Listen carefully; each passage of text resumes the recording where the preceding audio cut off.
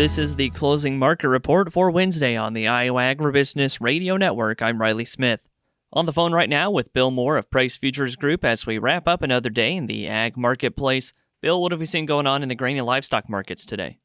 Markets are a little higher, surprising with the oil down like it is. Oil's down $5. It's still down around $3 or $4. I think good demand, underneath demand is supporting the market.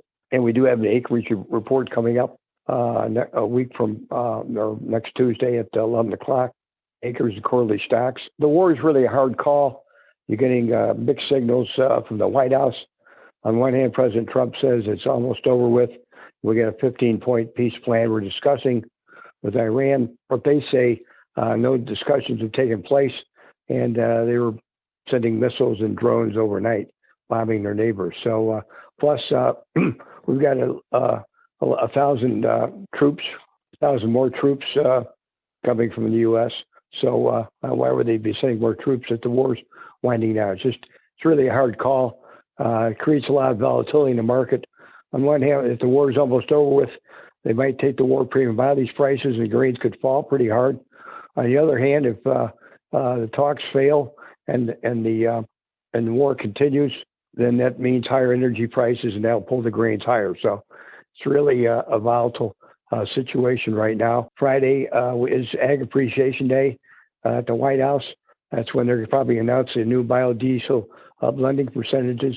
Sure, they'll be favorable to the grains, and that's about it. It's just surprised the markets are higher, particularly beans, because beans are supposed to be 4 or 5 million more acres announced.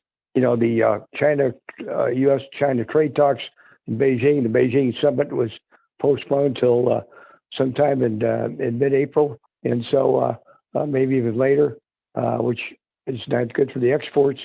But still, the market's higher. I think demand is good enough right now. Maybe the idea that the market really feels the war is going to keep going, despite all these announcements, is not. And there's some dryness in the Midwest for planting. Some of the good to excellent ratios in the wheat states and the plains dropped 3 or 4%. This could be a factor impacting the corn and beans when they get planted next month. Also, it's a political year. It's a midterm election year. Trump needs a farm vote. He's behind in the polls. Farm vote helped him get in 24. He's going to need it to win the midterms in November, and he's going to do what he can to help the farmer behind the scenes, and I think that might be supporting the markets as well. Livestock is kind of stuck in a range like it's been for a while. We did have friendly cold storage numbers yesterday for both beef and pork stocks.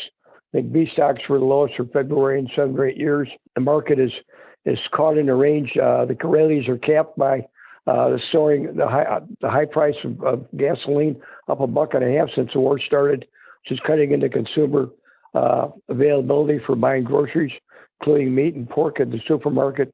And the market's supported underneath by the great demand period we're in right now, the grilling season. So those two things keep the market in a tight range. For now, we do have a pig crop report tomorrow at 2 o'clock. The markets might pull in their wings a little bit and wait for those numbers to come out. All right, Bill, lots of great information today. For anyone who would like to get in touch for more marketing information and check out your newsletter, how can they do that?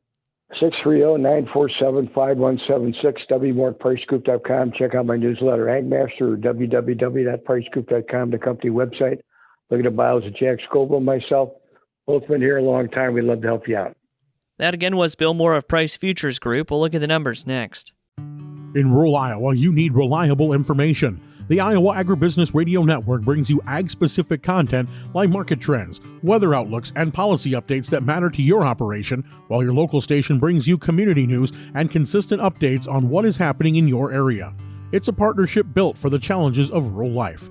Your farm, your local station, and your friends at the Iowa Agribusiness Radio Network, where Iowa Ag matters. Find us online at iowaagnet.com. At the close, May corn up 4 3/4 at $4.67 1/4. May soybeans up 16 3/4 at $11.71 3/4. May soybean meal down $2.60 at $3.19.80. May soybean oil up $1.37 at $67.10. Chicago wheat up 7 3/4 at $5.97 3/4. Kansas City hard red winter wheat up 13 3/4 at $6.17 3/4. Minneapolis spring wheat up 9.5 at 6.40 3/4. May oats down 3/4 cent at 3.32 1/2. On the Merc, April live cattle down 95 cents at 234.42. April feeders down $1.10 at 353.35. April lean hogs down 15 cents at 90.90. April pork cutout went unchanged at 103.40. And April class 3 milk up 40 cents at 17.70. That's been a check of the closing market prices. Thanks again to Bill Moore of Price Futures Group for joining us today here on the Iowa Agribusiness Radio Network, where Iowa Ag matters. I'm Riley Smith.